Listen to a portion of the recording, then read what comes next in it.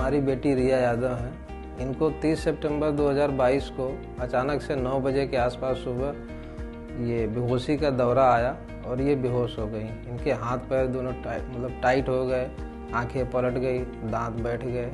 फिर हम इनको ले जाके अपना हेल्थ सेंटर में दिखाए, जहाँ पे डॉक्टरों ने प्राइमरी ट्रीटमेंट किया। उसके बाद इनको रिफ़र कर दिया झांसी के लिए। आज हम अपनी पेशेंट रिया यादव जो कि 15 साल की फीमेल है उसके बारे में बात करेंगे। वो हमारे पास फीवर, बुखार जिसको ज्वर बोलते हैं, उसके साथ में सर दर्द और बहुत बार झटके के साथ में यहाँ पे मैदानता में आई थी। इसके पहले उसने झांसी में डॉक्टर को दिखाया और वहाँ पे एडमिट हुई थी। वहाँ पे ट्रीटमेंट से उसको रिस्पांस नहीं मिला था और दौरे वहाँ पे आए जा रहे थे। इस कारण उसको उसके परिजन यहाँ पे मैदानता लखनऊ में लेके आए। यहाँ पे हम लोगों ने उसका ट्रीटमेंट स्टार्ट किया, लेकिन उसके दौरे की जो वृत्ति थी वो बढ़ती गई और हम लोगों ने काफ़ी सारी दवाइयों का इसमें इस्तेमाल किया। और एक समय ऐसा था कि उसको हम लोगों ने 6 से 7 जो दौरे रोकने की दवाइयाँ होती वो दी। उसके बाद जाके उसके दौरे कंट्रोल हुए। उसके बाद से धीरे धीरे फिर ये रिकवरी मोड में आ गए। उसके बाद दवाएं धीरे धीरे कम करते गए। ये सब को करते करते इनको जो है 14 नवंबर 2022 को इनको आईसीयू से जो है शिफ्ट किया गया एचडीयू में। इस बीच ये जो है 4 अक्टूबर से जब से हम आए थे तब से जो है वेंटिलेटर पे थी, क्योंकि इनको जब सीजर्स आते थे तो ये सांस भी नहीं ले पाती थी, जिनकी वजह से इनको दिक्कत होती थी, तो उसके लिए वेंटिलेटर पर डाला गया था। तो ये सब वेंटिलेटर भी लगभग 38 दिन तक लगा रहा।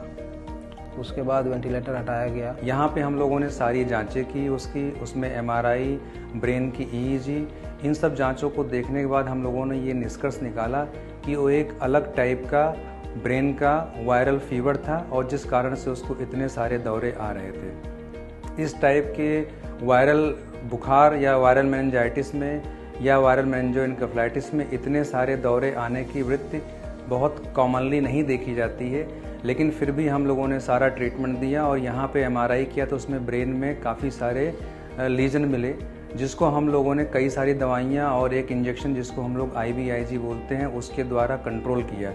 धीरे धीरे करके उसके दौरे कम होने शुरू हुए और बाद में करीब हमारे पास 3 से 4 हफ्ते रहने के बाद वो अच्छी स्थिति में आई और उसको हम लोगों ने अच्छी कंडीशन में यहाँ से सारी दवाओं के साथ में छुट्टी किया।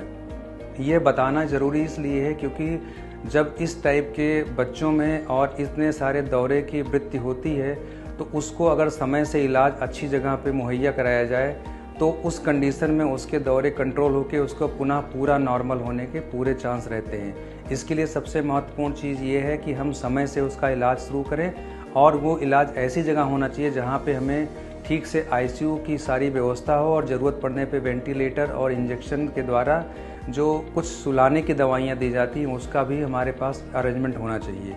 अगर हम सारे व्यवस्थाओं के साथ में ऐसे मरीज का इलाज समय से शुरू करते हैं तो ऐसे मरीजों में दवाई का रिस्पांस बहुत अच्छा आता है।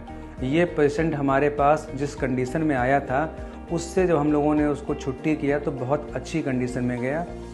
पेशेंट हमारे रेगुलर फॉलोअप में है और उसके मैसेज और फ़ोन कॉल हमारे पास आते हैं और वो बिल्कुल इस समय अच्छी स्थिति में है और जो दवाइयाँ हमने यहाँ पे उसको छुट्टी के टाइम में दी है वो सारी दवाओं का सेवन पूर्णतया बिल्कुल ठीक से कर रही है और वो रेगुलर हमारे फॉलोअप में ओपीडी में विजिट कर रही है। डॉक्टर सुधाकर पांडे की टीम, डॉक्टर पुष्पेंद्र सर की टीम और ICU 7 के सारे स्टाफ को बहुत बहुत धन्यवाद देना चाहते हैं और डॉक्टर ठक्कर सर को बहुत बहुत धन्यवाद देना चाहते हैं।